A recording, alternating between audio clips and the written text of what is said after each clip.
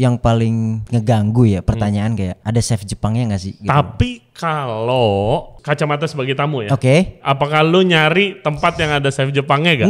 Enggak juga. Enggak. Masa sih? Kemarin pop up. Kebetulan station gua tuh di sebelah sushi stationnya Furusato yang rame banget gitu. Terus ada satu orang sushi chef. Terus gua lihat si sushi chef ini ya, udah silent, kagak bantuin. Gua ngelihatnya tidak ada niat buat bantu juga. Gitu.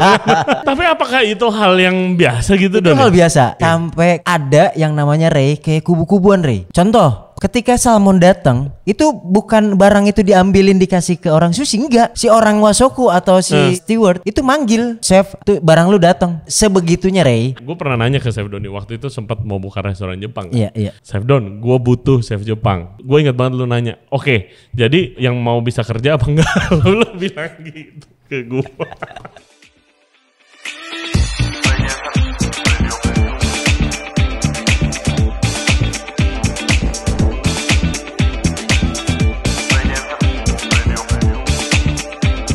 Hey guys, gue mau kasih tahu kalian kalau Ray Jensen Radio Podcast lagi kolaborasi dengan Tofin yang baru aja launching aplikasinya Tofin App. Aplikasi F&B pertama dengan 7 fitur unggulan yang pastinya bisa membantu kalian untuk menjalani bisnis F&B kalian menjadi lebih mudah, lebih murah, dan efisien.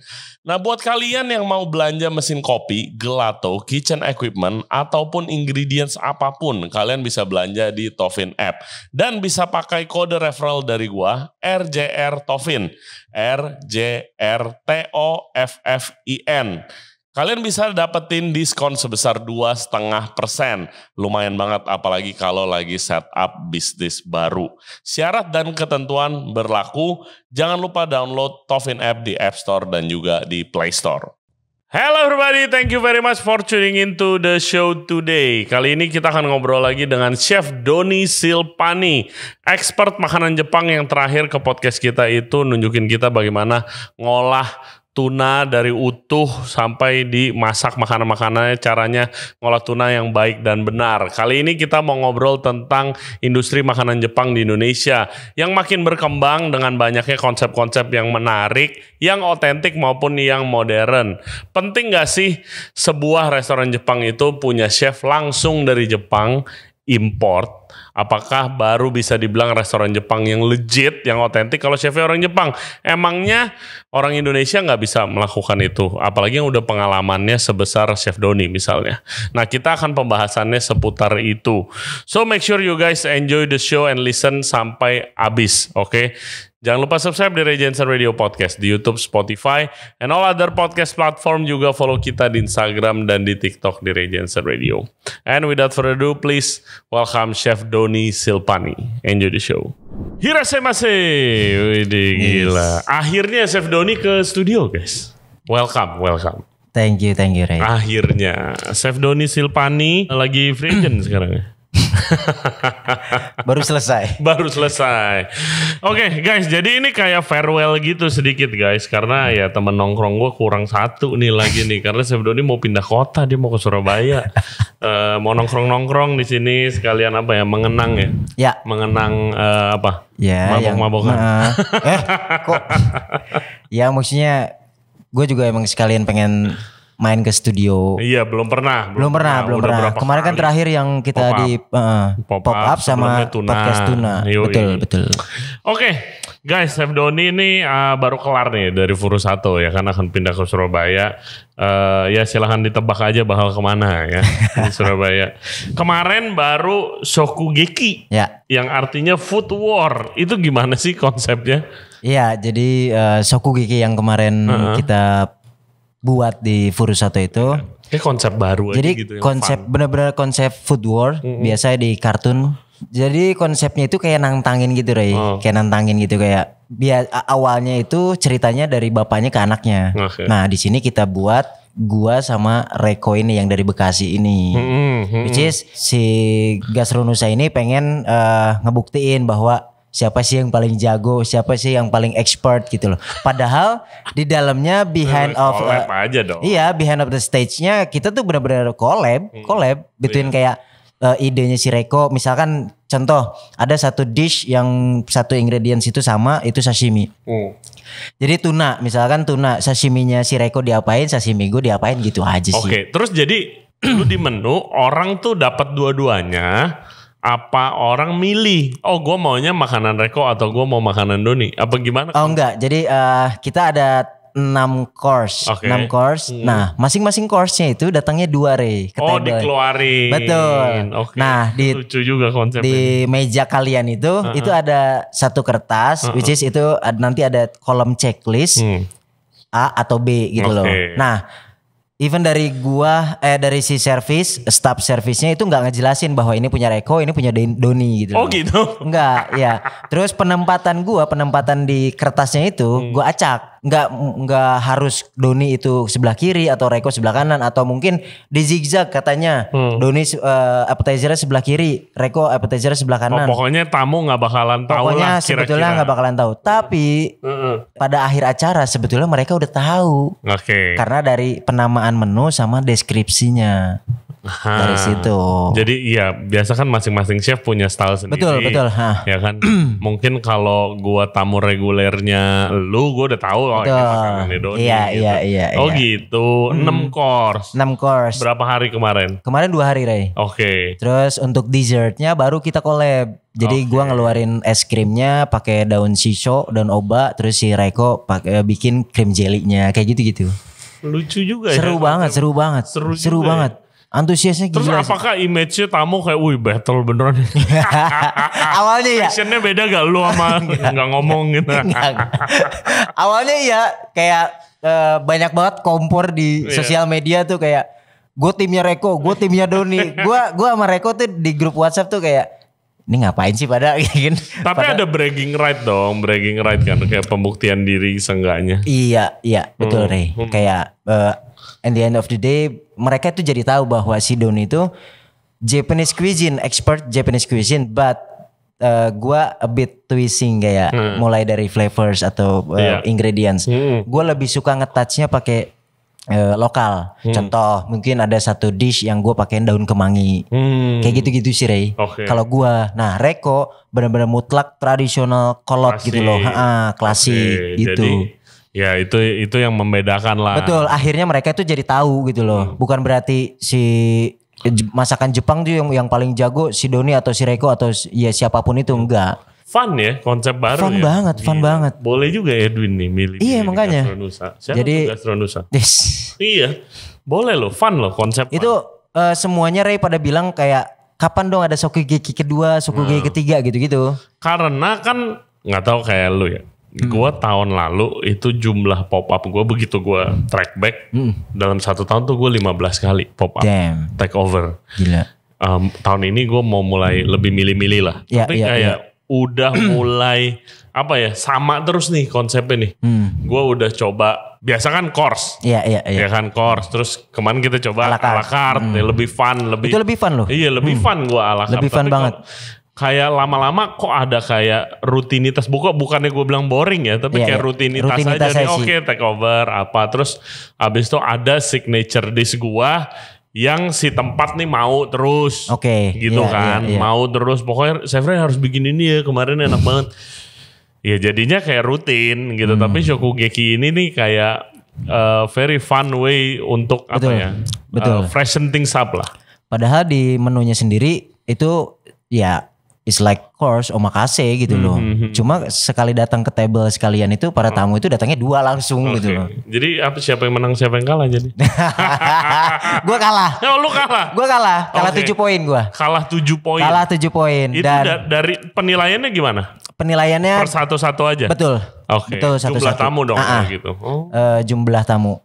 Nah, jadi hari pertama itu hari Jumat itu gue yang menang, hari kedua itu Reko yang menang. Tapi itu tergantung tamunya siapa. Iya makanya. Kalau pop-up kan ini tamu gue nih ya gitu kan. Ya dia udah tahu makanan gue lah gitu kan. Itu kemarin sih mungkin bisa dibilang tamunya Reko bisa di angka 70%, 80%, terus tamu Gua tamu random juga gitu loh. Ada men yang tamu dari Cirebon datang cuma untuk makan sokugeki. Oke. Gua apresiasi banget sih. Hey guys, kalau kalian enjoy the podcast so far, thank you very much. Dan jangan lupa subscribe di Ray Jensen Radio Podcast. Back to the show. Ada men yang tamu dari Cirebon datang cuma untuk makan sokugeki. Oke. Gua apresiasi banget sih. Nah, makanya ini konsep yang unik banget. Nah itu dia Don. Konsep unik lagi bertebaran. Bukan Popeye restoran. Betul. Makanan, khususnya makanan Jepang ya. Gue lihat makin kesini tuh makin spesifik. Iya. Ya kan zaman dulu Japanese restoran ya Japanese restoran. Yang sempat kita bahas juga di podcast pertama kayak yang lu bilang, iya restoran Jepang tuh image-nya kalau nggak ada sushinya bukan restoran Jepang. Iya. Iya kan? Iya. Tapi sekarang udah banyak macam nih. Yakitori, ngomongin yakitori favorit gua, yakitori. Kemarin Junsei baru buka kan. Chefnya orang Indonesia tapi bentuknya orang India. Iya kan punya restoran di London. Yakitori super proper, enak banget. Ya kan, dan fokus. Lu minta sushi ya nggak ada di sana. Gitu, di sini cuma ada yakitori sama ada signature dishnya nabe. Ya kan, terus ada kalau ngomongin grill sampai ada steakhouse udah banyak ya. Mau yang klasik Jepang sampai modern, yakiniku, sampai ada irori style yang ditancap di. Betul. Itu udah mulai berkembangan Ray, kayak irori style. Iya, izakaya di mana-mana, cocktail bar salah satunya Bura-Bura gitu loh. Jepang nih karena menurut gua konsep yang gampang, lebih mudah diterima sama market Indonesia, itu udah mulai evolusi gitu, nggak cuma itu aja. Lu malah cabut anjir. Lagi seru-serunya ini. Kenapa? Iya, kalau ditanya kenapa ya nggak ada reason, Ray. Maksudnya reasonnya kayak ya udahlah gue. Apa bosan? Itu yang lo sampaikan tadi masalah bukan bosan ya, rutinitas. Gue udah mulai bahaya tuh kayak rutinitas gue gitu loh. Challenge itu gue yang ciptain sendiri. Tapi kan itu moody, Ray. Kayak gue kalau emang hari ini moody buat bikin tantangan ya gue bisa kerja gitu. Tapi kebanyakan gue nggak moody. Karena ya almost udah 4,5 tahun juga. Menurut gue udah cukup. Tinggal sekarang gue nyari market baru lah. Kita nge-build market baru. Karena udah jadi banget sih ya. Iya. Salah satu challenge-nya gue kemarin pop up di Furusato guys. Furusato tuh rame banget. Siang malam gue mau nge-prepnya kayak wah banyak. Nah itu deh. Ntar dulu deh, nungguin dulu deh. Iya kan. Biasanya kan gue tahu kan kalau untuk chef, kalau ketika pop up tuh mereka tuh nyiapin waktu untuk prep, untuk untuk pitching si plate-nya juga gitu. Ya lu tahu sendiri kemarin di Furusato gue sampai minta maaf banget kan. Rame banget. Sampai nggak bisa masuk dapur kayak gitu. Iya. Jadi itu lu sudah berasa oh ini gue udah sukses. Terus gue butuh tantangan baru gitu. Iya, gue ngakuin kalau emang gue bisa berkata gue sukses buat nge-build si Furusato sampai detik ini ya. Which is yang lu bilang tadi, marketnya siangnya udah kebentuk, Ray, malamnya juga udah kebentuk gitu loh. Betul. Dan terus untuk valid ship marketnya juga gue udah tahu. Iya, lu udah tervalidasi lah di Betul. Jadi kalau dikatakan gue sukses, gue berani bilang gue sukses. Makanya gue berani, ya udahlah gue cukup 4,5 tahun ini. Lu bikin berasa itu tuh apa yang membuat lu berasa oh ini kayaknya udah jadi dan gua butuh tantangan baru? Apa ada satu momen nggak? Gua ngapain lagi di sini? Itu yang gue bilang tadi, maksudnya ada ketika soalnya terakhir gue lihat lu sering banget kayak ngulik menu ya kan? Iya awal-awal tuh Ray, awal-awal gue yang gue bilang tadi gue bikin challenging dengan cara itu R&D-an gitu kan. Nah cuma makin kesini gue pikir kalau terlalu terus R&D terus ngeluarin menu di Furusato yang dimana marketnya udah kebentuk, gue takutnya ngerusak market kan. Ada itunya. Makanya. Jadi akhirnya gue mendecide bahwa gue udah cukup 4,5 tahun. Terus marketnya juga udah kebentuk, Furusato juga udah oke, udah running, dan terus timnya juga udah solid dan mereka juga udah bisa running well without me sebetulnya gitu loh. Akhirnya gue pamit. Tanpa ada apapun, gue harap sih emang gak ada masalah sih. Cuma ya kemarin pas gue pamit sih gak ada masalah so far. Karena gue ninggalin Furusato juga emang gue lagi happy banget Ray. Kayak bukan happy banget tapi happy.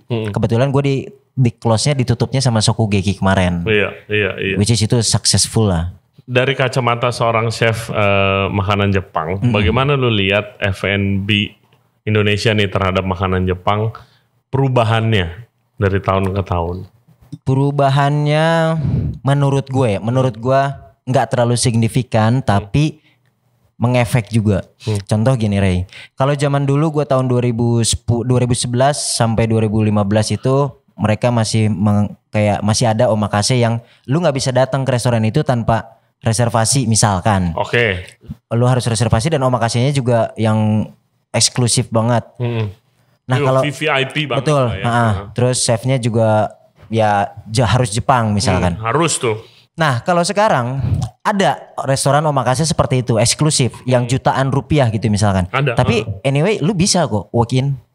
As long as lu punya budget gitu loh. Nah tapi kalau zaman dulu nggak bisa. Lu benar-benar kayak gue contohin ya restoran gue, pengalaman gue dulu yang di Ayah restoran itu depan Mahakam. Jadi chef gue tuh nggak bisa nerima tamu siapapun kecuali ngelihat list, ngelihat buku gitu loh. Jadi ketika nerima tamu misalkan jam 7, tamu pertama jam 7 berarti pintu itu dibuka jam 7 gitu. Okay. Nah kalau zaman sekarang kita balik lagi sama yang lu bilang tadi Junsei Yakitori. Junsei Yakitori dia berani banget buka yakitori to gitu loh. Restoran yakitori to tapi banget. Eksklusif untuk cara penyajiannya, terus masalah penjelasannya gitu loh. Bukan edukasi ya, tapi lebih ke penjelasannya. Terus nge-build marketnya gitu loh. Kalau zaman dulu nggak ada men. Menurut gue ya sampai gue detik ini gue nggak tahu kayaknya nggak ada deh yang namanya restoran yakitori to gitu loh. Nyediain yakitori to. Which is chefnya juga lokal, terus dengan penyajian konsepnya eksklusif gitu nggak ada. Kalau ditanya perubahannya nggak terlalu signifikan tapi mengefek. Iya sekarang juga ada yang ini restoran tapi ada omakase. Ya udah lu mau ngambil omakase ya udah lu duduk depan chef itu di bar. Betul. Kayak satu juga gitu betul, kan. Betul. Saya juga begitu tuh. Betul. Tapi nggak harus. Lu bisa makan ala carte juga bisa. Santai. Nah itu lebih makanya. Santai gitu. Makanya lebih santai. Terus untuk masalah makanan juga. Sekarang kayak gue ekspektasi di Jepang untuk 15 tahun ini, gue sekarang kayak anjing gue harus apa sih nyesuaiin valet deh, kayak tadi gue bilang gue harus pakai daun kemangi untuk aromatiknya gitu-gitu. Lu lagi membangun style lu. Betul, gue lagi pengen ngebangun style gue, betul signature. Which is ini elemen lokal ini lu masukin. Iya. Oke. Gak terlalu jangan yang gak terlalu banyak banget Ray, tapi gue pengen ada touch gitu loh. Jangan A5 kasih sambal mata doang kan tapi.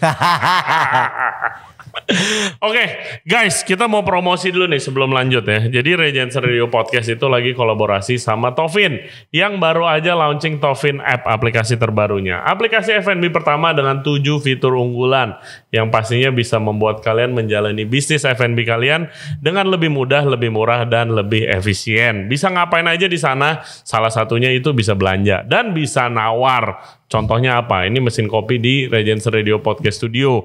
Namanya tuh Victoria Arduino Eagle One dan juga grindernya Eagle One Prima. Kalian bisa beli di sana, bisa nawar. Kalau misalnya di lain waktu itu ada problem, bisa panggil teknisi juga melalui Tovin App.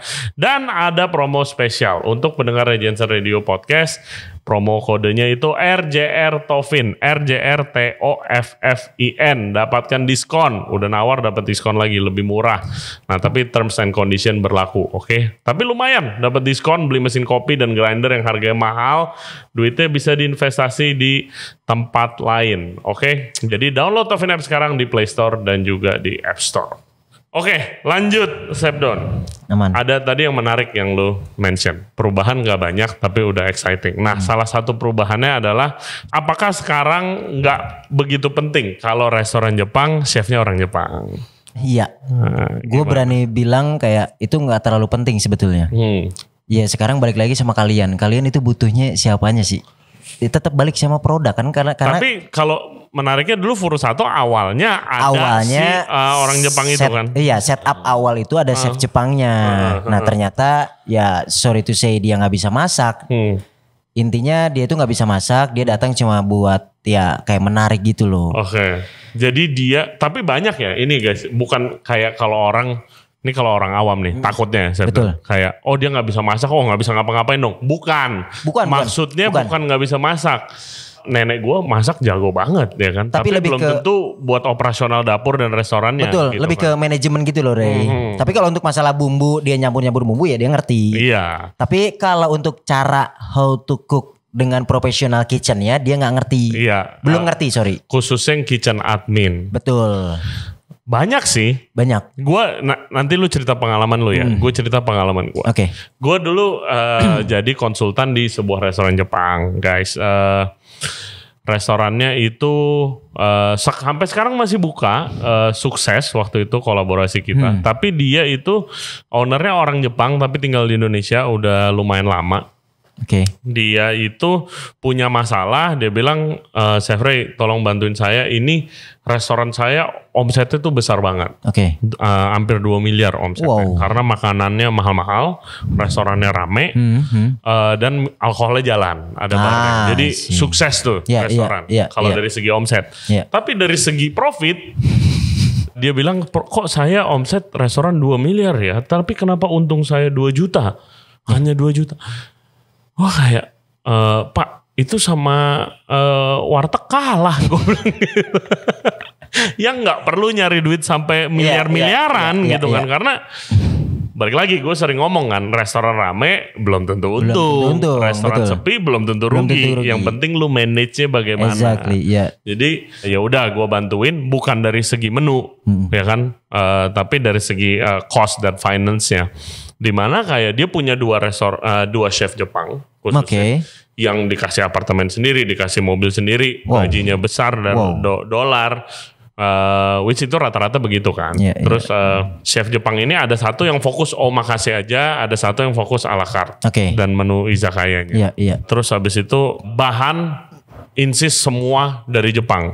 Gue bilang, lu tahu gak sih ada supplier yang bisa ngebantu itu? Nggak datengin itu, either lu by request atau emang ada dari katalognya sendiri gitu kan.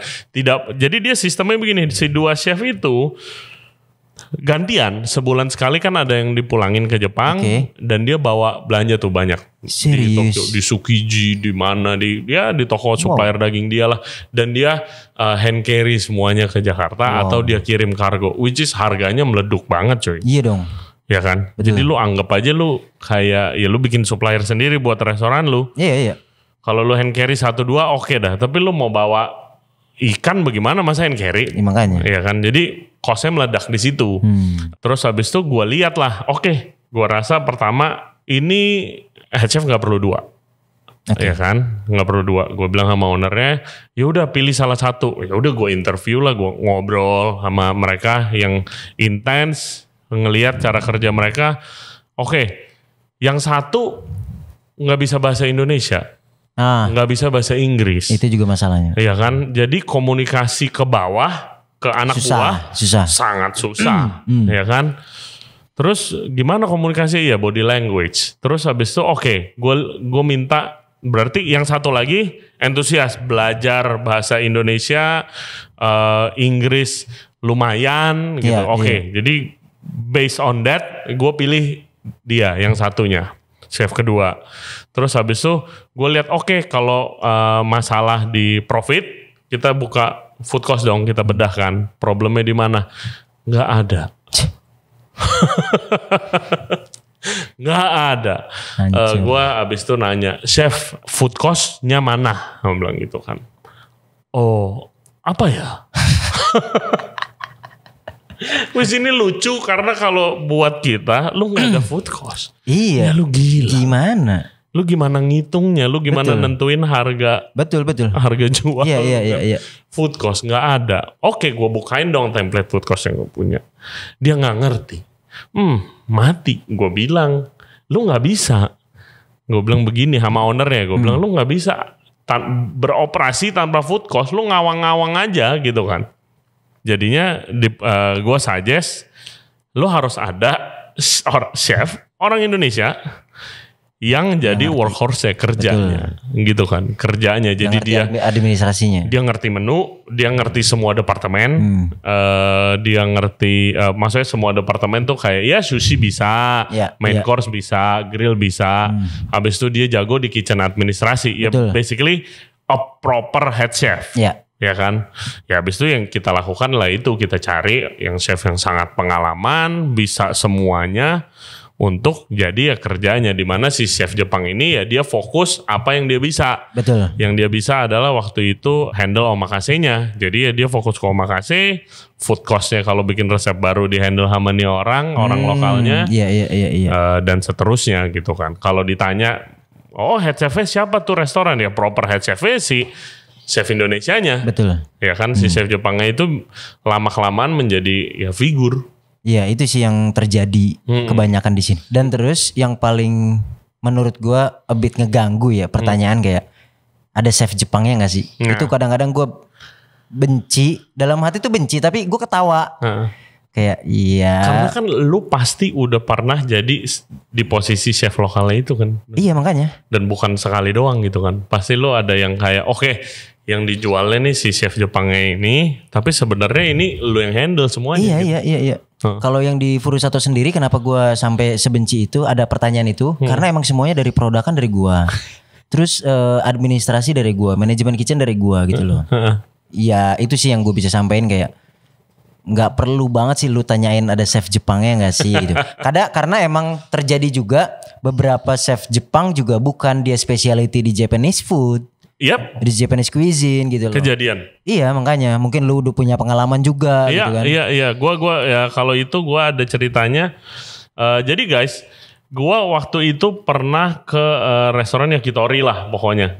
Terus habis itu kenalan sama chef Jepangnya, terus biasa nongkrong cerita. Biasalah kalau chef ngobrol kan pasti. Pertanyaan pertama basic lu makanan apa? Itu udah pertanyaan standar lah. Kayak basic gue makanan Perancis sebenarnya gitu kan. Terus gue kayak oke, kalau di sini gitu kan. Tapi karena bos gue butuh chef Jepang buat di Yakitori. Ya berarti figur dong. Betul. Ya kan. Tapi ini problem ini bukan hanya makanan Jepang doang. Bukan. Makanan Jepang lebih ke highlight. Tapi problem ini juga ada di hotel. Iya. Jadi chefnya expat juga ada di Chinese food.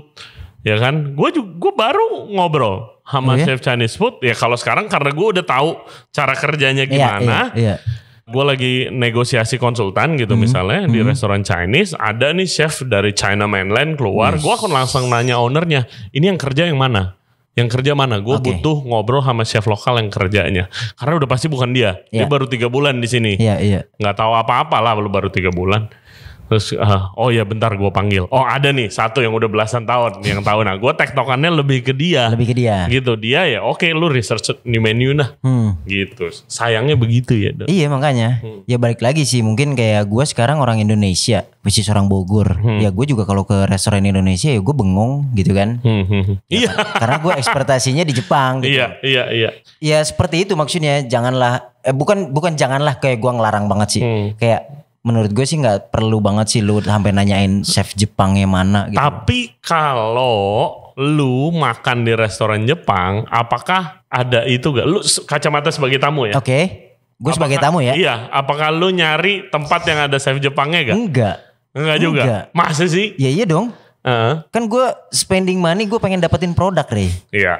Di samping itu pengalaman juga. Loh, kalau untuk pengalaman kan mungkin gue bisa dapat dari si chefnya juga, chef lokalnya, sekalipun itu lokal gitu kan. Kita nggak tahu chef lokalnya juga udah ekspertasi di Japanese cuisine atau di makanan tersebut udah berapa tahun gitu kan. Nah, tetap aja gue balik lagi ke produk, karena gue spending money, gue pengennya dapatnya produk gitu loh. Gue sebagai business owner, gue ngelihat value-nya. Value ada orang Jepang ditaruh di depan. Ada value-nya. Biasanya yang chef Jepang ini kenapa?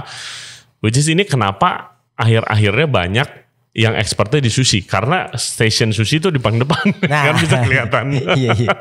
Ya kayak gitu. Gue tapi sebagai business owner restauranter ngelihat value itu karena ya fair-fairan aja. Karena ada pertanyaan tadi dari tamu kan, ini si chef Jepangnya ada chef Jepangnya gak sih? Iya, ada chef Jepangnya gak? Karena ada legitimasi itulah dari tamu. Iya. Kayak chefnya dari Jepang. Lu mau gua taruh itu pastry chef di depan, lu kagak tahu juga. Betul. Lu gak bisa Jepang, ngomong sama dia gitu. Lu mau gua taruh anak muda, gua kasih kimono warna putih, bisa juga loh sebenarnya. Bisa. Tapi abis itu begitu ada opportunity itu, begitu kayak gua tahu lebih dalam lagi, begitu gua tanya, gua pernah nanya ke Chef Doni waktu itu sempat mau buka restoran Jepang. Iya. Kayak Chef Don, gue butuh chef Jepang. Terus gue ingat banget lu nanya, oke, jadi yang mau bisa kerja apa enggak? Lu bilang gitu ke gue. Karena budgetnya beda juga. Betul. Ya kan, yang bisa jadi figur pasti. aja dan emang bisa proper head chef. Proper head chef. Gitu. Dan sekalipun proper head chef juga, bukan proper head chef ya. Ada yang bisa produkan tapi dia di baliknya itu nggak bisa manajemen administrasi gitu loh. Iya. Ada yang jago administrasi tapi dia produkannya nggak jelas, nggak bisa ngejelasin. Iya, emang karena budaya sih. Kalau gue dulu di Perancis gue nggak ngelihat food court sama sekali. Itu nggak tahu karena gue masih bawah atau emang tidak pakai aja gitu. Makanya kalau untuk Jepang Japanese chef, which is yang menurut gue guru gue yang ngajarin. Nah iya, nah pertanyaan gue itu, guru lu itu chef yang seperti apa? Kan lu dulu pernah sharing, lu ada guru orang Jepang lu. Betul. Jadi dia itu benar-benar jago banget motong-motong sashiminya gitu loh. Yang sampai di mana dia tuh kalau emang, padahal ikan menurut kita masih bagus, tapi dia nggak mau gitu loh. Okay. Dan gua nggak, sampai detik ini gua nggak tahu dari mana dia bisa menilai itu, dia nggak mau sashimi. Okay. Paling kata dia bisa di blanch dulu nggak gitu kan. Kalau untuk ikan yang menurut dia nggak bagus. Nah dia itu produkannya jago banget. Tapi manajemen administrasinya ya nggak ada. Nggak, tapi lu ngikut dia ya, lu belajar produk. As a produknya. Untuk masalah misalkan, tapi restoran itu untung nggak? Ya untung karena dia masih pakai cara kolot, Ray. Ketika lu beli bahan ini 10.000, dia harga jualnya 30.000. Dia dikali 3. Dia pakai itulah. Iya. Itu di Perancis begitu tuh. Betul. Jadi yang penting dia mengasumsi bahwa 30 gitu aja udah. 30 udah mestinya udah cukup buat cover misalnya sewa listrik, gaji. Betul. Dia berasumsi seperti itu. Cuma kalau dia misalkan beli Wagyu, harganya kan misalkan 2,3, 2,5 juta gitu kan per kilo.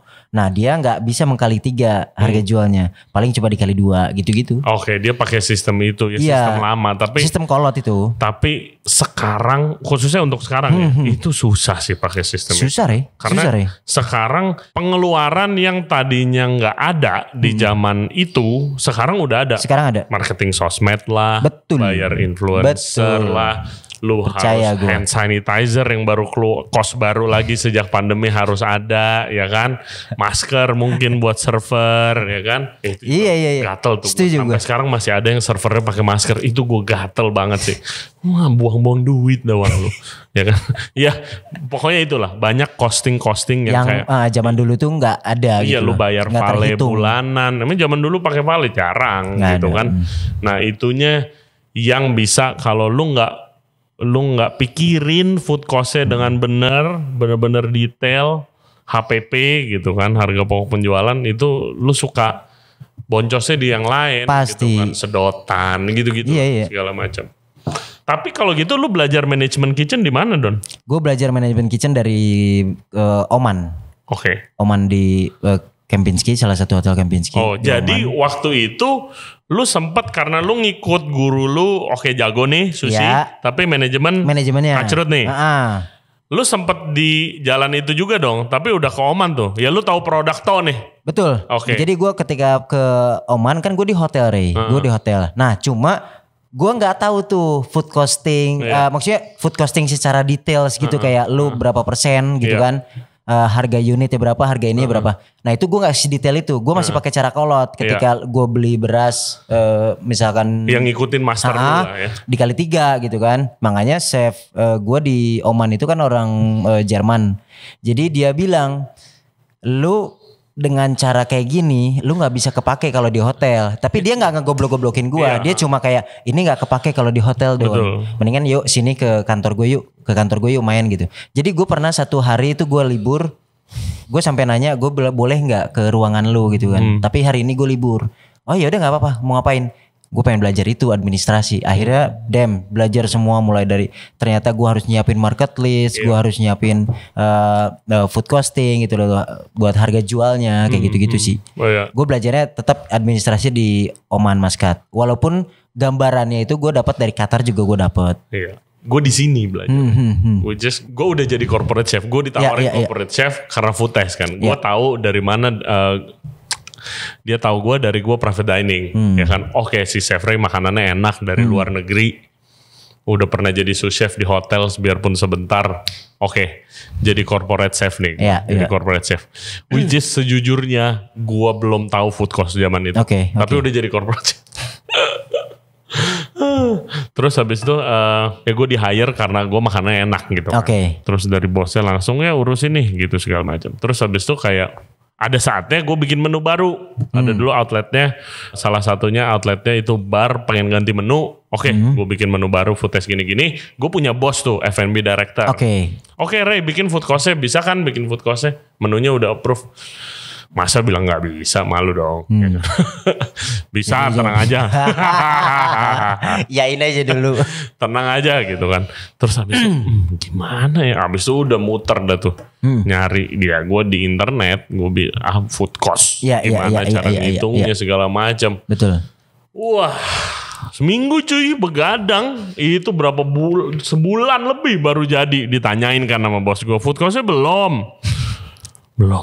Gue bilang belum, sabar gitu segala macam. Sabar ya, gue banyak kerjaan. Nah, itu gue masih dalemin banget gimana yang benar. Iya. Ya akhirnya gue belajar dari situ. Sebetulnya basic mah mungkin lu pada saat itu udah ngerti. Basic mah ngerti, tapi kan lu jauh pengen, lebih detail. Lu pengen punya signature costingan lu. Iya betul. Iya betul. Kayak gitu. Sama gue juga sama. Gue belajar dasar tetap aja dari internet, Ray. Gue gak ngilangin, gue gak malu. Gue dapet ilmu itu dari internet.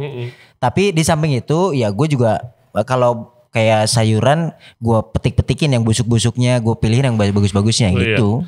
Nah iya itu which is dari tadi kita bilang kayak oke, chef Jepang kitchen administrasinya kurang. Itu bukan hal yang jelek juga sih. Enggak sih. Tergantung lu mau kemana. Ini contohnya ya, Chef Doni tuh menurut gue kayak lu ideal nih jalan ini. Oke, lu pertama pasti lu harus jago produk dulu. Kalau lu gak bisa produce makanan enak, ya udah. Ngapain lu di dapur kerjanya gitu kan. Passionnya apa. Terus tapi kalau lu udah di saat itu untuk lu naik level, ya lu harus ngerti kitchen administrasi. Which is itu adalah kerjaan main lu waktu lu di posisi udah jadi head chef, apalagi executive chef. Kapan lu masaknya? Mana ada karena waktu. Emang udah ya jarang banget produkan, Ray. Iya, jarang kecuali banget. R&D. Kecuali R&D ya. Iya. Kalau untuk operasionalnya lu masak itu megang teflon, menurut gue sih enggak. Betul. Nah sekarang gue gue pengen ngingetin sih, karena gue cukup sering gue lihat yang udah pengalaman. Apalagi yang sekarang Don masih muda, ya kan, industri F&B lagi growing gila-gilaan Ray. Di bisa dibilang seluruh Indonesia gitu loh. Seluruh Indonesia. Gue pernah bahas ini sama Tonggeng, di mana kayak oke, gue 6 bulan di sini gaji gue ditambahin 500.000, gue pindah, jabatan gue naik, skillnya sama. Terus ya skill yang paling penting itu ya kalau menurut gue ya bahasa, manajemen sama administrasi gitu. Kalau lu mau jadi head chef ya, jangan sampai dilupain lah. Kalau menurut gua manajemennya, karena kalau enggak lu stuck dong. Kalau lu nggak belajar manajemen ya udah sushi chef mentok. Iya makanya lu nggak bisa growing. Iya, sushi chef tuh mentok tuh. Dimana kayak gue lihat kalau gue lagi interview itu banyak banget men. Dimana kayak oke, gue mau gaji gue lebih, tapi administrasi gue belum belajar gitu. Lu belum bisa sous chef. Oke, jadi food cost sudah aman dong. Aduh, food cost saya dikerjain sama cost control sih ada. Emang ada cost control, tapi lu juga harus tahu dong. Tetap harus tahu. Kalau enggak dibong-bongin sama cost control. Gitu sih. Iya. Ya itu kalau untuk lu bilang tadi masalah sushi chef, ya itu emang dia tuh kalau sushi itu emang specialty banget, Ray. Iya, betul. Karena gue pernah dapat omongan dari si chef Jepang gue ini yang tahun 2014-2015 ini, dia bilang tangan lu udah dingin. Tangan lu udah dingin. Kalau lu ke belakang lagi ke washoku gitu, ke hot kitchennya, ya nanti valet lu juga hancur buat menilai si ikan segarnya gitu sih. Iya, ada yang harus dia mendasari ke gue edukasinya seperti itu. Tapi kayak ini loh, Jepang tuh kan emang banyak banget yang expertise. Betul. Base satu aja, yakitori. Pertama kali gue makan yakitori luar biasa di Tokyo, gue ngobrol sama chefnya, itu dia cerita dia generasi keempat di toko yang sama, ya kan? Udah, terus gue pindah ke sate belut, dia juga generasi ketiga. Nama restoran Kabuto tuh enak banget, jadi cuma bisa omakase. Lo makan ke sana, ini warungan ya kayak yatai bilangnya. Jadi udah pokoknya dari pala sampai buntut sama organnya tuh belut semua. Dimakan semua. Iya, dia udah generasi ketiga gitu kan. Terus ya ramen udah bertahun-tahun gitu segala macam. Pokoknya hidup buat satu tipe makanan. Ya tapi kalau lu lihat let's say superstar chef gitu. Kayak si siapa Masaru Morimoto dah. Ya kan dia sushi waktu awalnya tuh. Betul. Ya kan kerja di Nobu. Ya bisa semuanya juga gitu. Lu nggak bisa cuma. Gue lebih demen jadi chef yang bisa semuanya daripada daripada satu doang. Emang bukan berarti nggak kepake, ada juga. Tetep. Gitu. Lu kan ada tempatnya. Tapi gue lebih suka jadi yang serba bisa. Iya, gue juga awalnya terlahir dari sushi chef kan, makanya gue di hiring, gue konsultan dulu di Bahrain waktu itu as a sushi chef kan, terus gue kerja sendiri ke Qatar as a sushi chef itu which is CDP sampai gue jadi junior chef gitu kan, itu benar-benar sushi Ray, kayak gue tiap hari ngerol yang ratusan. Nah cuma sebelum gue jadi sushi chef itu, gue sebelumnya gue udah kerja di hot kitchen, which is yang kayak di ramen shop, terus gue pernah washoku ya bilangnya. Washoku di hot kitchen, ya intinya gue megang salamander, terus grill gitu, gue megang. Untungnya gue udah punya basic itu sebelum gue terlahir jadi sushi chef. Iya tapi banyak yang lahirnya justru dari awalnya. Iya, kenapa sushi banyak jadi awal karir di Jepang? Maksudnya yang jadiin mereka naik tuh expertnya di sushi dulu, baru abis itu gua nggak bisa ngasih ke apakah kepahaman, disiplinnya gila banget gitu, ke apa sih, nggak bisa ngejelasin yang gimana banget. Tapi kalau untuk poin paling pentingnya itu disiplinnya. Disiplin, karena kita benar-benar depan front of the guest. Kita benar-benar kayak cleanness, terus grooming juga kelihatan. Terus iya kelihatan banget tuh. Terus how to communicate with the guest. Maksudnya kita kan harus aktif banget kan, kayak counter gitu harus aktif. Dan terus lu cara handling produknya. Pengetahuan juga harus. Kalau ditanya sama tamu. Exactly. Ini ikan dari mana, cara ini kayak gimana. Kalau lu nggak tahu kan kayak gitu. Jadi kalau ditanya kenapa banyak terlahir dari sushi chef, mungkin itu Ray yang lu bilang tadi, disiplin sih. Bagus sih. Nah ngomongin soal sushi chef, karena kemarin pop up ini gue juga nanya sama Doni. Kebetulan station gue tuh di sebelah sushi stationnya Furusato yang rame banget gitu kan. Terus ada satu orang sushi chef lah di situ. Dia datang, dia set up sendiri sushinya, semuanya sendiri, ya kan. Terus habis itu kayak, ini kalau ada tiket masuk, tiketnya di sebelah, kita sebelahan gitu kan, ini kagak dibantuin, orang gue lagi sibuk. Kayak gue biasa kayak gue kan gue cerita Don, gue sangat tidak biasa gue pop up atau abis itu gue masuk ke restoran dapur makanan Jepang. Karena gue datang dari budaya dapur tuh yang berisik, yang riuh gitu. Betul. Karena makanan Prancis kondimennya banyak. Kalau Prancis kebagi per kondimen gitu biasanya. Gue terbiasa dengan kayak ya waktu gue pop up lah, kalau nonton gue akan nanya terus berapa menit. Gue akan nanya komponennya. Waktu itu ada sukiyaki, ada gorengannya tuh. Gue akan nanya gorengannya udah ready belum, ya kan berapa menit Don itu. Gue biasa yang begitu kan. Dimana di Jepang tuh kayak silent aja gitu. Semua orang udah tahu tak. Terus gue lihat si sushi chef ini ya udah silent, kagak bantuin. Gue kayak ini dia fokus ke kerjaannya, which is bagus. Tapi kayak gue ngelihatnya tidak ada niat buat bantu juga. Biarin aja gitu kan. Gue kayak nanti kalau misalnya gue sempat kepikiran Don, gue sempat kepikiran nih orang nggak bantuin gue, ntar ada tiket kan, gue pegang tiket kan, kalau ada tiket sushi gue nggak bilangin nih orang. Dendam ya. Tapi apakah itu hal yang biasa gitu Don? Itu hal biasa, hal lumrah, hal biasa banget. Sampai ada yang namanya Ray, kayak kubu-kubuan Ray. Contoh kubu-kubuannya kayak gini, ketika salmon datang, atau ikan Jepang datang, itu bukan barang itu diambilin dikasih ke orang sushi, enggak. Si orang wasoku atau si steward itu manggil orang sushi, bang atau chef atau mas, tuh barang lu datang. Sebegitunya Ray. Kayak kubu-kubuan anjing. Beneran. Itu terjadi sama gue juga terjadi. Gue pernah ngalamin pengalaman itu di Mahakam itu. Okay. Jadi ketika ada ikan kerapu datang nih, kerapu hidup, bawal hidup, terus ikan Jepang datang, terus tuna datang, ya dipanggil orangnya. Ya maksud gue tuh ya bawa aja barang ya ke gue gitu kan. Iya. Ini barang lu gitu kan. Iya, atau enggak lu proses, lu taruh di akuarium lu. Itu enggak anjir. Enggak. Itu dia manggil gue, Don, ikan lu datang. Anjing ya kayak musuhan banget.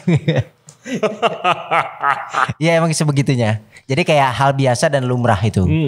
Iya unik aja gitu kan. Sempet Don gue kayak dengki gitu kan. Nah anjing gue gak bakalan gue kasih nih tiketnya. Gue gak baca ini ordernya.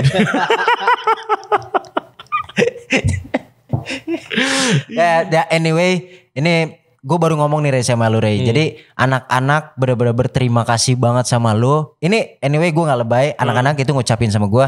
Dia makasih dia punya pengalaman baru di kitchen gitu loh. Kitchen. Which is sama gue juga udah gue ya kasar-kasarin gitu kan.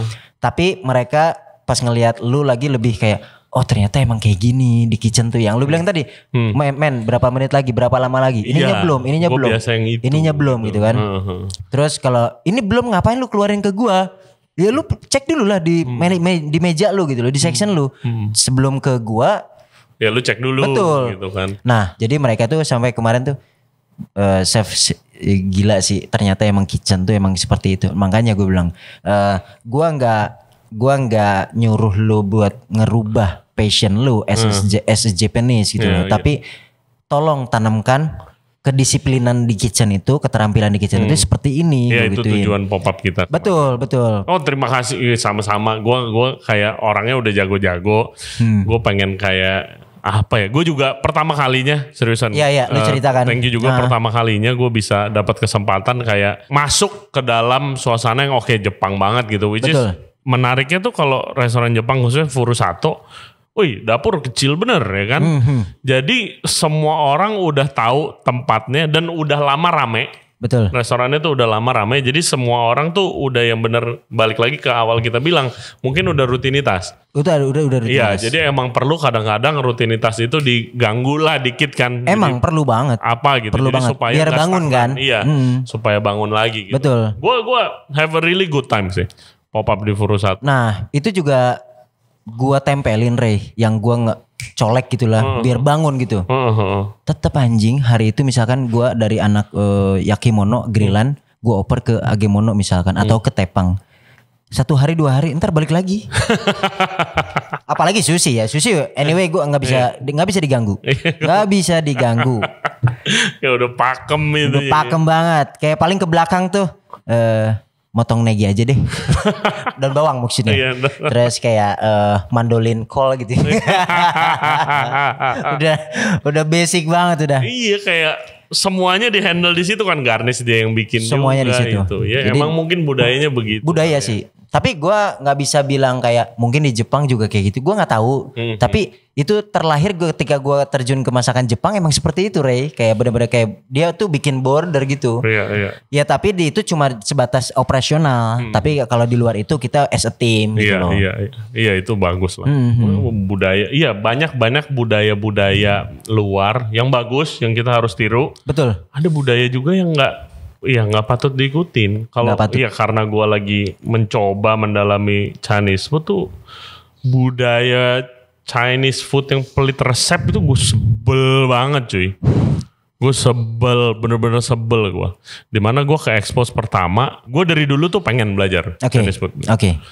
Terus waktu gue pertama di sini tuh gue kerja di hotel, Chinese restoran terkenal. Gue minta sama chef gue, gue kan masih muda nih, oper gue kayak boleh gak oper gue? Waktu itu gue belum menjadi sous chef, masih komi, kayak oper gue kayak ke Chinese food biar gue lihat, belajar, entah di dimsum di mana dah gitu segala macam. Oh lu mau ke Chinese food? Ini eksekutif sous chef yang bawa gue. Oh lu mau ke Chinese food? Ayo sini, gue kasih lihat lu Chinese food. Lu kan masih muda gitu. Terus udah ngelipet dimsum. Wah gila, ngelipet hakau tuh yang paling susah tuh. Iya. 5 detik lah udah rapi semuanya. Kayak coba tanya Ray, udah berapa lama nih si ibu? Oh iya bu, selamat siang gitu. Oh iya, berapa lama bu udah ngelipet dimsum? Oh 8 tahun. Oh kayak pantas saya jago banget gitu kan. Terus habis itu ke tempat, habis itu ke wok. Udah berapa lama wok? Oh ya udah 15 tahun di wok gitu kan. Oh nggak dimsum. Oh enggak, itu beda. Jadi kalau di yang gue lihat, kalau di Jepang kan sushi tuh kayak eksklusif. Betul. Ya kan, eksklusif sendiri yang tadi kita bahas. Kalau di Chinese food tuh lebih lagi, semua section tuh masing-masing eksklusif. Dimana kalau di Chinese food tuh pertama ya, kalau ada dimsum ya dimsum, ada sesi cutting, dimana dia motong ayam, motong yang mentah dan yang matang. Kalau ikan karena banyak ikan hidup Chinese food. Terus habis itu ada section steam, ada section barbecue sama section wok. Jadi ya itu udah masing-masing dan skillnya ya satu aja. Makanya Chinese restoran tuh dapurnya besar-besar, orangnya banyak ya. Percaya karena itu. Terus semuanya resepnya pelit banget cuy. Gak mau. Jadi di restoran itu gue lihat pertama kali tuh ada satu ruangan. Gue nanya sama si ibunya kan. Oh bu, berarti tahu semua dong nih resep-resep dimsum gokil-gokil restoran ini. Oh enggak, kalau di sini mah kita nggak ada yang tahu resep ya. Sebenarnya bukan nggak tahu sih, tapi kita ngira-ngira doang. Oh kenapa? Karena ada satu ruangan di mana waktu itu head chefnya juga kadang-kadang ada, setiap section punya head chef. Kalau restorannya sukses. Jadi ada kayak head chef barbecue, head chef dimsum, head chef wok. Mereka tuh ngulik resep di situ cuy. Jadi di ruangan itu sendiri. R&D di situ, nimbang-nimbang di situ, dan staff lokal yang dari Indonesia tidak boleh masuk. Ini staffnya dari China, dari Malaysia, Singapura. Yang itu orang Hong Kong. Shifunya. Jadi nggak ada yang boleh tahu. Kayak bakal diapain aja itu resep. Dibawa sampai mati gitu. Mati kali. Resepnya. Itu gue sangat tidak setuju dan gak suka gitu loh. Toh kita apalagi di Jakarta ya. Buset. Gue nanya resep favorit gue chicken nanban. Chef gue mau masak chicken nanban nih buat pop up, tolong dong. Ya kan lu nanya gue juga ya, seperti biasa banget lah. Terus ya lu bilang tadi lu mau ngapain sih, orang resipi doang gitu loh. Dibawa mati. Terus sayangnya ya kan si yang nggak pinter-pinter juga nih melindungi resepnya, nggak mau resepnya dikasih tahu tapi males ya kan. Jadi dia bilang, gue head chef yang pelit nih ya, Don ambilin gue udang 10 kilo kupasin, gue males dong. Sama tepung ngambilin 20 kilo deh. Gitu segala macam. Oh oke. Ditaruh nih di ruangan itu. Terus lu udah Don keluar, gue mau masak gitu. Ya lu tinggal nimbang sisanya. Ketahuan juga resepnya. Iya. Semuanya bilang begitu waktu. Iya chef sebenarnya karena malesnya itu tadi. Iya ada resepnya. Tapi yang gak bisa exact. Ngira-ngira. Soalnya kita nimbang. Sampai si staffnya nih saking haus ilmunya. Itu sampai nimbang sisaan si chef yang pelit ini. Anjir. Gue kayak, kalau gitu jangan di Chinese food gue. Baru sekarang mulai ngulik sendiri. Ya kan. Lu merasakan itu gak? Nih pelit resep bos-bos lu zaman dulu? Enggak. Jepang gue enggak. Oke bagus. Serius. Makanya sampai gue bilang selalu. Gue setiap di media gue sampein bahwa dia tuh guru gue gitu. Siapa sih guru lu? Kazuhara Sawayanagi. Sekarang dia Sake Plus. Di Sake Plus. Sake Plus Arcadia. Oke. Jadi yang udah rada tua kan ya? Betul. Gue ketemu dia tuh belum lama. Tapi dia pinter banget kok bahasa Indonesianya. Dia pinter. Apalagi kalau lagi ngegoblok-goblokin pinter dia. Ampun Sawasang. Dia kalau udah ngomong bakero keluar dari dapur saya, keluar dulu aja udah. Oke. Kalau dia udah marah gitu maksudnya. Oke. Iya. Gue ngobrol bentar tuh say hi waktu di Sake Plus. Oh itu guru lu. Guru gue. Dan terus gue senangnya sama dia itu nggak pelit ilmu. Kayak Doni nanti kepiting ini pakai saus ini ya. Nih sausnya. Misalkan soyu, sake mirin, sekian. Terus pakai nondasi, pakai kombu, pakai dress take gitu. Iya. Nih kayak kemarin gue ada juga konsultan nego Chinese food. Gue di depan ownernya. Gue panggil head chefnya. Gue tanya dulu. Gue mau nanya. Ini menentukan nih gue ambil proyek apa enggak. Lu chef yang kayak gimana? Lu chef yang pelit resep. Nggak boleh ada yang tahu, apa lu don't mind sharing. Kalau enggak gue nggak bisa kerja. Gue bilang gitu, gue nggak bisa ambil di sini. Terus ya dia sih bilang enggak, resep gue terbuka sama siapapun. Gue panggil head chef lokalnya tadi yang kerja. Bener gak? Chef lokalnya bener chef, soalnya food cost saya yang bikin, dia gak bisa bikin. Ternyata bukan sharing ilmunya, karena emang dia disuruh ngitung food cost. Seenggaknya tapi anyway, resepnya ke transfer. Anjing lucu ya. Goblok. Oke, nah lu bakal pindah ke Surabaya. Apa yang menentukan let's go pindah ke Surabaya? Lu sebelum itu lu apakah ada proses ngeliat dulu skena makanan Jepang dan F&B-nya di sana? Seperti apa, Chef? Kalau untuk di Surabaya ini nanti gue nggak ngelihat potensi secara details, tapi gue udah di announcement bahwa udah dikasih tahu bahwa di Surabaya ini berpotensi untuk kita membuat restoran Jepang yang which is a bit eksklusif, terus untuk flavorsnya juga jangan terlalu tua, jangan terlalu kolot gitu loh. Jadi lebih modern berarti. Kita nggak bisa bilang modern, Ray, tapi lebih ke ngehit gitu loh. Kalau lu misalkan asin ya asin, gurih ya gurih, manis ya manis gitu kan. Jadi jangan ngambang-ngambang gitu. Jangan ngawang-ngawang. Betul, karena di Surabaya ini ya mungkin as you know dia tuh kalau untuk masalah spend money-nya tuh nggak terlalu ini banget. Maksudnya bukan masalah spend money-nya, yang penting lu punya rasa, lu punya produk. Gue mau bayar berapa aja gitu loh. Iya, sebenarnya balik lagi ke produk sih, gue setuju sih. Kayak gue banyak teman-teman F&B, gila Surabaya a very tough market. Betul. Gitu, sulit buat di crack nih, itunya nih. Gue dengar juga kacangnya sulit banget dipecahin nih gitu bilang kan, kayak aduh sulit tuh. Banyak kan teman-teman F&B gitu kan.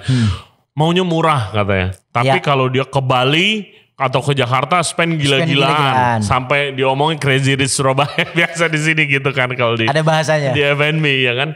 Tapi kalau di kota sendiri maunya murah, porsinya harus besar gitu segala macam. Tapi kayak lu tahu restoran Bitus gak? Yang kepiting ada di restoran ya, lu pasti tahu lah nanti di Surabaya. Kepiting harganya jutaan bro. Oh ya? Kepiting butter crab. Gue sampai sekarang belum makan tapi enak banget katanya, sampai orang take away gitu segala macam. Tapi ya itu bukti ya asal lu kena produknya. Betul. Salah makanya satu buktinya itulah. Dan terus kalau emang dari gue pribadi sekarang, Ray, passion gue itu di samping gue bisa masak, di samping menciptakan produk, gue juga harus menciptakan destinasi. Itu yang sekarang di skill gue yang gue tambahin. Kenapa gue bisa mencapai di level ini loh. Gue yang gue pikirin sekarang itu nge-build market, bisa membuat destinasi. Kenapa mereka itu ada reason kenapa mereka visit. Ya itu lebih luas lagi tuh konsepting gitu. Betul. Ya. Itu sih yang gue pikirin, Ray. Terus ditambah anyway gue ke Surabaya juga, gue ke salah satu grup besar di Surabaya itu Local Hands. Jadi mungkin gue gak terlalu sulit untuk menciptakan nge-build marketnya. Iya setuju banget lah, udah ada karena kan fasilitasnya udah besar lah, udah cukup. Dan lumayan disrupting F&B marketnya dengan konsep-konsep yang mungkin di Jakarta aja dibilang berani loh buka konsep seperti itu. Iya. Nggak usah ngomongin Surabaya ya. Iya. Kayak Local Dining Club, menunya enak-enak. Tapi menunya itu orang Jakarta aja mungkin ada beberapa menunya yang nggak familiar. Betul. Apalagi Surabaya, kita ngomongnya gitu kan. Iya, berani sih. Shout out Chef Derian. Anjay, diambil lagi Jakarta nih satu. Iya makanya kita tuh pengen menciptakan uniknya, terus nge-build market barunya. Dan terus gue sih sempat mention sama Derian, I want to make the destination, kayak make the stage gitu loh. Bener lah. Karena guys, kalau sekarang ya teman-teman gue yang bukan di industri don kayak, Ray, ayo kesini Ray, ada tuna cutting. Hah? Di mana? Gue pikir gue langsung image-nya Furusato. Terus kayak bukan di sini, dia ada tuna cutting nih pertama di Jakarta. Terus ada yang klaim lagi first in Jakarta tuna cutting show kan? Kemarin. Iya. Gue kayak kayak 2 tahun lalu gue sama Doni tuna cutting tuh di sono, dan itu udah lama kan lu buat di Jakarta tuna cutting yang di show di depan tamu ya lu yang pertama gitu. Anyway kita yang pertama Ray. Betul. Gue mengakuisisi itu, gue berani mengakuisisi karena gue tahu beberapa restoran itu emang fillet tuna dari utuh. Ya. Tapi itu behind of the kitchen gitu loh. Mereka benar-benar kayak nge-prep biasa normal. Mungkin pada saat itu mereka berasumsi bahwa itu bukan strategi marketing mereka. Betul dong. Tapi lu yang pakai itu. Betul. Ketika gua sampai Indonesia tahun 2020, gue mengklaim bahwa kayaknya perlu sih, kayak itu kan nge-build market juga, terus gua mengedukasi how to fillet gitu loh. Lu bisa makan sashimi pas ketika slicing itu. Ketika lu lihat tuna segede gitu tapi nyampe ke meja lu cuma slicing, itu kan prosesnya. Betul.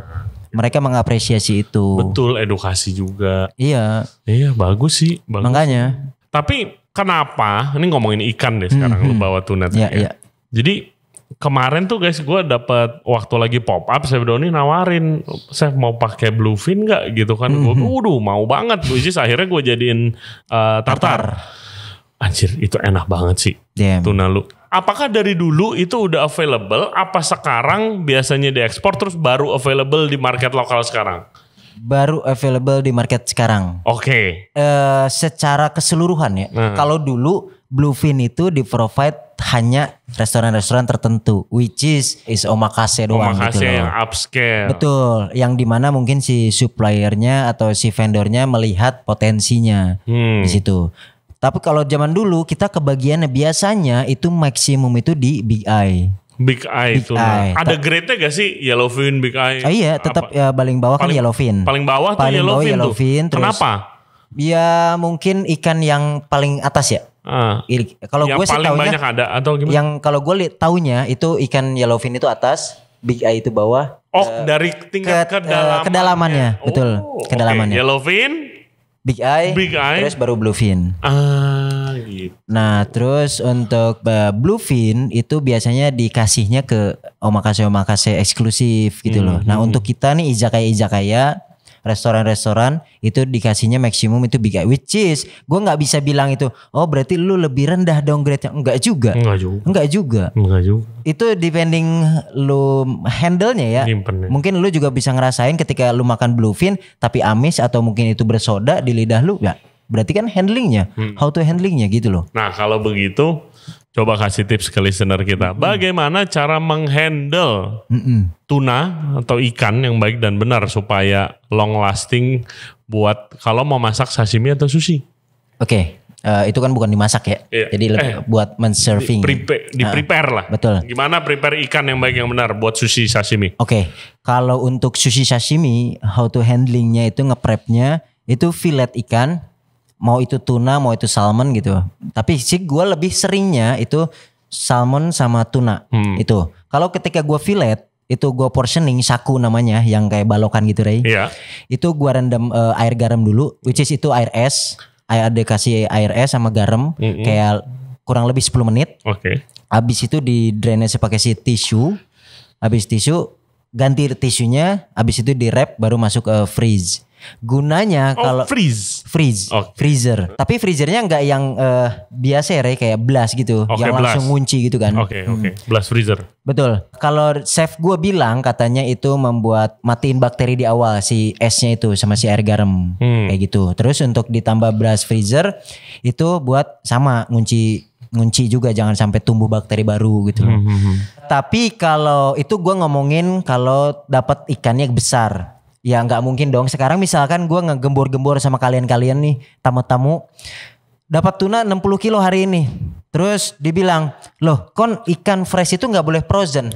Terus gimana gue cara menghabisinnya dengan 60 kilo dengan 3 hari. Sedangkan ikan fresh itu maksimum di chiller itu 0 sampai 4 itu di 3 hari gitu kan. Terus gimana gue ngabisinnya?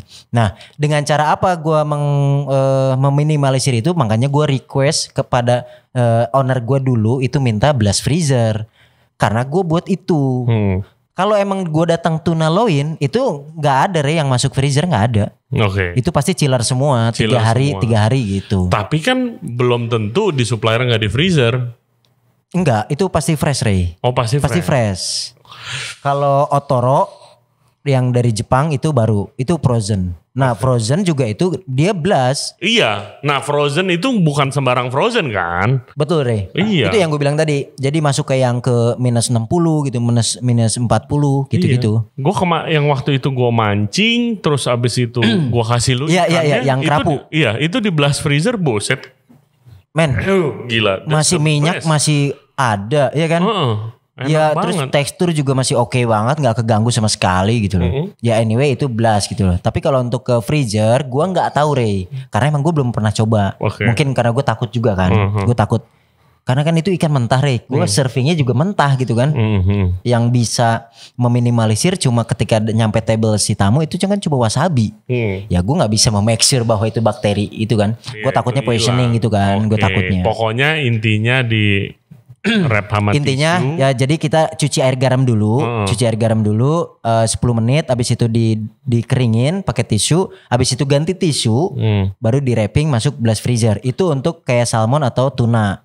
Nah kalau untuk ikan putih, ikan kecil, itu gue biasanya lepas kepala sama lepas ekor, itu gue langsung rendam es, tapi tanpa air. Jadi es doang. Nah terus kalau untuk ikan putih, ikan kecil, gue nggak pernah ngedatengin banyak-banyak. Kayak misalkan kayak 2 ekor. Misalkan contoh ikan kerapu 2 ekor ya 2 ekor. Barramundi ya 2 ekor gitu. Terus kayak kaca piring itu biasanya gue kaca piring itu apa ya? Ya ikan kaca piring. Ada Jepangnya gak? Jepangnya kisu. Biasanya kalau di Jepang itu dibikin sushi sama tempura. Nah kalau Kohada itu lain lagi. Itu cuma ada impor ya ikannya? Itu impor. Yang gizzard shard itu? Betul. Gue sih bilang import karena emang gue belum nemu lokal. Tapi kalau untuk sayori itu ikan yang kayak marlin tapi ikan kecil gitu. Sayori itu gue nemu di Pik. Pasar Pik banyak tuh. Betul. Iya, Pasar Pik banyak. Tapi itu harus pagi-pagi Iya, rebutan karena. Dan terus ketika gue dapat ikan itu gue happy banget sih. Ternyata emang ada sih. Ikan kita tuh banyak. Wah, kaya banget. Kaya banget Ray. Indonesia sih betul. Banget. Nah itu sih kalau untuk how to handle ikan sih untuk serving si sushi sashiminya. Nah sekarang kan juga banyak kan ikan-ikan yang ikejime dari supplier gitu, segala macam yang emang dari mancing. Iya, lu udah sempat coba yang begitu-begitu? Itu sih yang dari lokal dari Lombok biasanya, yang kita dari teman-teman kita itu. Apa sih yang bedanya di mana sih kalau ikan di ikejime? Jadi mungkin lu jelasin dulu ikejime itu apa? Kalau untuk ikejime itu setahu gua ya, ini setahu gua dasar gua. Yang dimatiin dari kepala sampai tulang tengah itu buat matiin. Ditusuk kawat gitu guys. Nah baru diputar gitu kan. Diputar ikannya buat kaku. Kayak jadi udah gak gerak-gerak lagi loh. Itu ikejime. Itu bahasa itunya ya, bahasa simpelnya. Tapi kalau untuk lebih deskripsinya gue gak tahu. Karena emang yang gue pelajarin cuma ya sebatas itu. Iya. Yang lu tanya tadi apa bedanya? Iya bedanya kalau ikan di ikejime. Ya bedanya ya tekstur tekstur lu kayak sekarang sapi wagyu yang disembelihnya keadaan gitu. Sama keadaan diem langsung disembelih tanpa dia stres kan nggak ngeganggu tekstur gitu loh.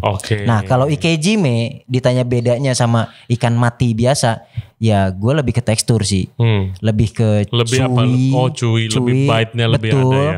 Terus kalau emang kita kalau nemunya contoh tuna yellowfin itu kan lebih ke garing ketika lo dapetin bagian akaminya itu lebih garing kayak gitu-gitu. Poinnya kalau gua berasumsi itu lebih ke tekstur. Tapi dan shelf life juga gue denger ya. Shelf life ya lebih lama dia baru basinya. Betul. Iya. Gue sih jujur belum pernah cobain sih ikan yang ikejime. Yang penting itu kayak ketika ikan abis ikejime gua dikasih taunya buang bagian perut sama buang darah kotor tuh yang di tengah itu. Itu dibuang. Iya. Lah emangnya enggak dibuang? Emang enggak dipakai? Emangnya ada yang pakai?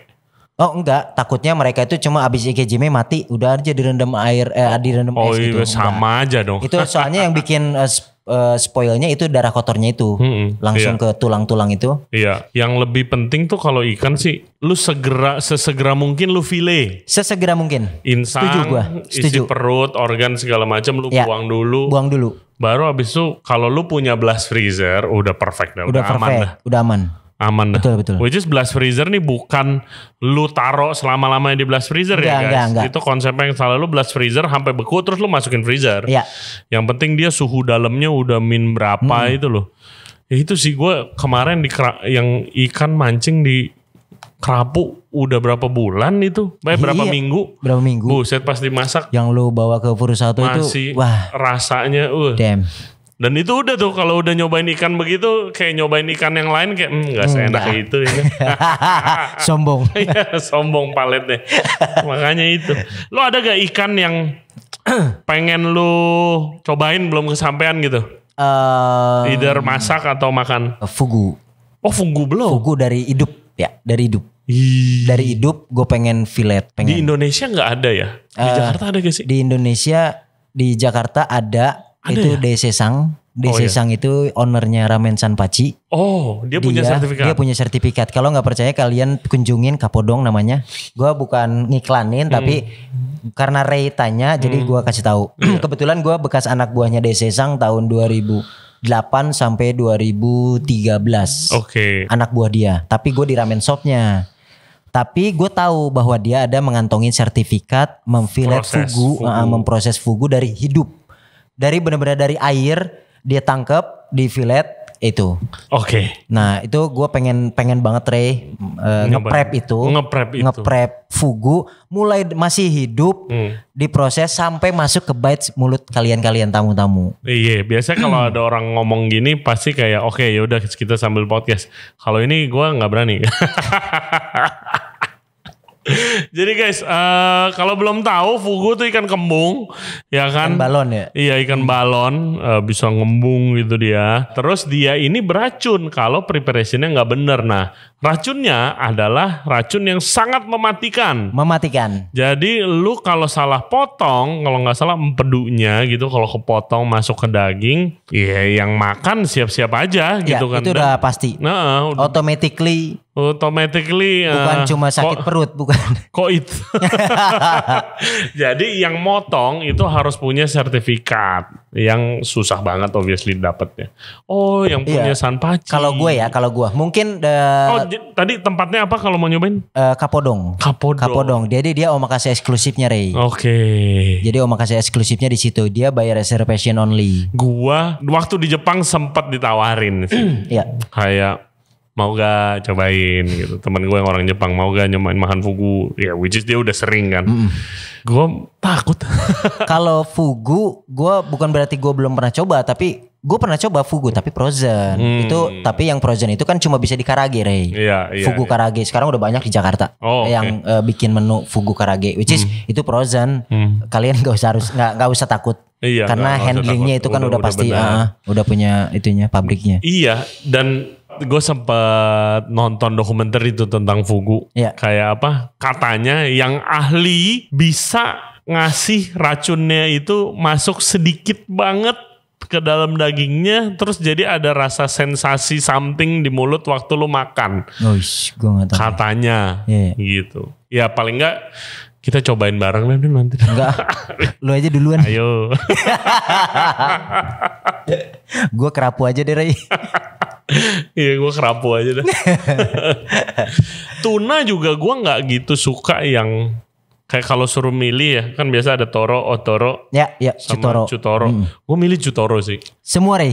Even lu tanya gue favorit gue pasti Chutoro part. Iya karena ada lemaknya. Lu dapetin akaminya, lu dapetin belly-nya. Karena kalau Otoro minyak banget. Lu terlalu betul. Iya minyak banget. Bateri banget. Kalau nggak diaburi, gue rada aneh gue. Rada aneh. Gue nggak pernah nyari makanan melt in your mouth sih. Oke. Even Wagyu berarti. Kalau gue Wagyu mah gue demen banget. Tapi kalau gue suruh milih daging yang misalnya ada apa grass fed, Australian beef gitu atau corn fed US beef, gue akan milih itu daripada gue makan Wagyu ya. Karena Wagyu tuh kan mestinya kayak karena saking berlemaknya makannya lu tipis, lu yakiniku, lu shabu-shabu kan. Ini gara-gara favorit banget nih orang-orang Indonesia, orang-orang Jakarta apa-apa Wagyu dijadiin steak. Nah kadang yang udah misalnya A5, MB9 plus Wagyu steak, wah itu udah kayak makan mentega men. Kalau buat gue ya. Betul. Nah, iya terus nggak perlu digigit gitu kan. Betul. Dan terus itu juga kayak punya cerita, gue di Furusato kan gue jual A5 Kagoshima ya. Iya. A5 Kagoshima. Itu dan bukan 1-2 Ray yang tamu bilang, chef ada Wagyu E5 minta well done. Gue sampai sambil megang tiket tuh. Oke, lu punya duit tapi ini barang mahal. Lu gimana caranya gitu loh. Tapi ya gue respect tamu, tapi gue tetap kekeh karena gue punya idealis. Jadi gue bilang sama servisnya, tolong dibalik make sure bahwa ini tuh Wagyu. Sayang. Ini udah maksudnya ya marbling paling tinggi menurut gua gitu kan. Ya, kita ngomongin E5 Ray. Kan? Sekarang gue bikin sushi aja gue aburi doang. Kadang-kadang aburi juga gue nggak sampai lewat doang. Lewat doang. Karena emang sayang gitu loh, sesayang itu. Iya, original rasanya. Betul. Enjoy. Gitu. Ya tapi ternyata emang dia katanya sukanya well done, ya it's okay. Ya gue respect lah. Ya sama lah kalau di restoran western minta sambal ABC. Hah? Sama kalau di restoran Itali. Oh kita gak ada sambal ABC, ada chili flake gitu. Ya. Kalau di restoran Jepang makan sashimi, shoyunya banyak togarasinya. Gue langsung buang muka tuh. Ya tapi itu favorit mungkin. Udah butek ya. Udah ada wasabi diaduk. Ya kan di shoyunya. Itu udah jalannya dia lah.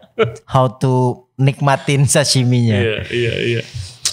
Don, di Surabaya apa udah bisa dikit-dikit nih konsep di teaser apa gimana nih?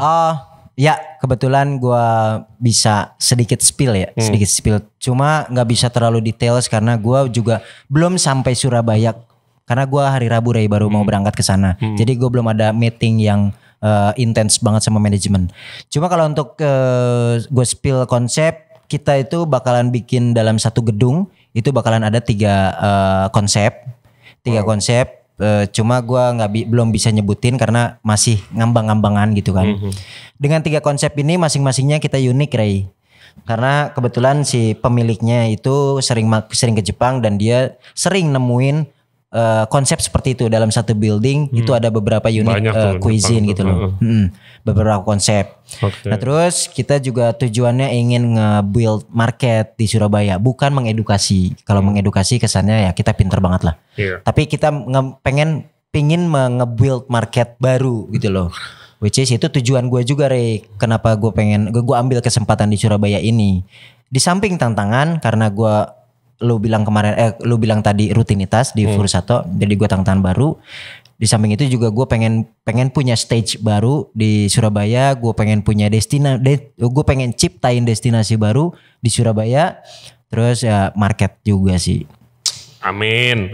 Semoga sukses. Amin Ray, thank you Ray. Nih Q&A masuk guys. Untuk Doni Silpani nih. Thank you very much guys for the questions. Thank you. Keep them coming. Pertanyaan pertama dari Two Fat Chindos. Oke. Kalau Shokugeki lagi dan bisa milih lawan nih, coba tanding lawan siapa? Lawan siapa? Ya mau collab bareng kasar. Ya makanya gue perlu sampaikan itu. Gue nggak mau ngelawan, tapi gue pengen collab, pengen kolaborasi seperti Shokugeki kemarin. Paling sama Chef Uki, kalau enggak sama si Tino Surabaya. Chef Uki, oke. Kalau ada kesempatan ya, tapi ya anyway kan gue ke Surabaya. Tapi ya gue nggak tahu. Kalau sama guru lu mau? Mau. Paling gue sebelum masak cium tangan Ray. Isi. Oke, kedua dari Michael Ruben. Hasil laut Indonesia bagian mana dan hasil laut apa yang jadi favorit Chef Doni buat dieksplor dan dijadikan karya? Hasil laut mana? Karena emang kebetulan favorit. Betul. Kebetulan gue belum pernah visit, tapi gue sering banget dapat ikan itu dari Lombok ya, dari Lombok. Apaan? Kayak ikan madai, terus kemarin itu dapat tongkol, cakalang, dapat cakalang, itu bagus banget. Sebenarnya tuh banyak. Kalau sekarang kenapa seafood Lombok lagi naik nih di restoran-restoran upscale yang lifestyle? Karena ada yang ngurusin orangnya, yang ngerajin Ikejime lah, ini segala macam, dan dia marketingin dan supply ke Jakarta. Sebenarnya Indonesia mah potensinya kalau misalnya ada orang seperti itu di beberapa daerah. Ya. Gila, nggak ada habisnya seafood. Iya, nah terus gue juga punya dengar cerita dari pengalaman dari si nelayan itu Ray, kayak sebetulnya banyak banget pengen yang mengedukasi nelayan-nelayan how to nangkepnya gitu loh, biar sampai ke restoran itu fresh dan harga jualnya lebih mahal. Betul. Daripada lu sekarang dapat ikan segini, ikan bagus tapi lu asinin, lu apa gitu. Itu gue yang waktu gue ke Aceh, gue minta ke pasar ikannya kan. Iya. Gila Don, tuna sama tongkolnya di sana. Wah, kelas dunia bro. Baru parah, turun dari kapal. Parah. Tapi jadi ikan kayu kalau di sana. Betul. Jadi ikan asin, jadi gulai. Nah itu deh. Kayak sebenarnya potensinya tuh besar kalau mau besar bukannya banget. Salah ya. Bukan. Punya potensi besar dari segi bisnis, dari segi value. Kalau lu ke kota-kota, lu supply kota, tapi lu harus ya nangkepnya yang benar, nyimpennya yang benar gitu kan. Gila gue lihat, nggak tahu footage-nya bisa di showing nggak ya. Nanti ada orang gotong 3 orang yellowfin baru dari kapal. Gue kayak anjir kayak di Sukiji nih. Jakarta mah kagak ada. Jakarta kalau lu ke pasar ikan kayak ikan kembung, ikan. Ya udah, lagi pada tidur tuh ikan. Udah mati 10 kali katanya. Ikan nila lagi.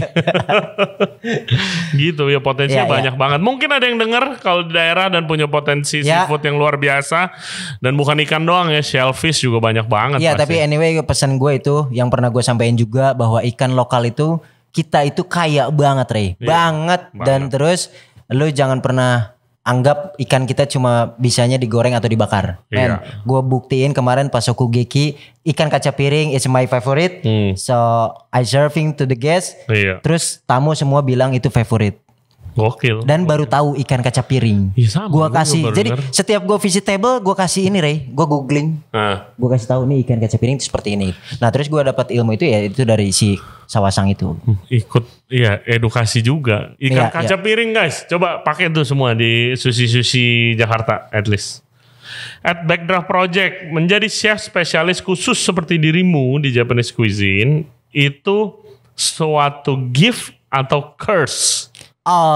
Jadi spesialis satu Japanese cuisine. Betul. Gua bisa bilang ini kado Ray. Kado dari Tuhan dari Tuhan ke gua untuk menghidupi keluarga gua. Karena gua terlahir dari keluarga biasa aja, terus gua juga ditinggal nyokap kan tahun 2008. Gua terlahir kan dari cuci piring Ray. Jadi itu sebetulnya kan bukan pilihan gua. Tapi makin kesini, gue meyakini bahwa gue passion di sini di Japanese cuisine itu tahun 2013 setelah gue lepas dari Sanpachi, gue terjun ke Aya. Di situ gue mempercayai bahwa passion gue is a Japanese chef gitu loh.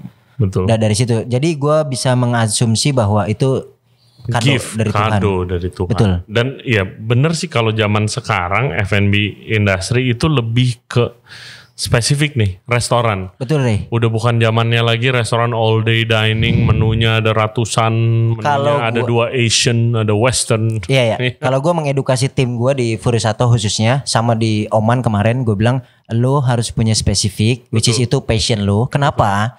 Untuk sekarang di karir lo itu akan menjadi harga jual. Iya.